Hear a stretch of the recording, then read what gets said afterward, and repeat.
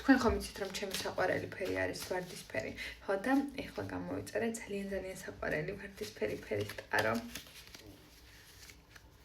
ხო და პირველი საჯარო გაშლაც აი ამ ახალი ტაროთი იქნება. და საჯარო გაშლა იყოს სახელწოდებით ვინ ხარ თქვენ ჩაფიქრებული ადამიანისთვის. ის არის გულგატეხილობა ხართ და მუდმივი ფიქრი ხართ, რომელსაც არასდროს არ იოკებს და მუდმივად უნდა რომ კიდევ და კიდევ ახალი ემოციები განსაზღვროს თქვენთან. კი, იმისთვის ხართ სტაბილურობის მომტანი, მაგრამ ჩამოუყალიბებელი ადამიანი, რომელთანაც არ იცის რა უნდა და როგორ წარმართავს მოვლენები. უბრალოდ მონწიტაროა ძალიან უნწონს.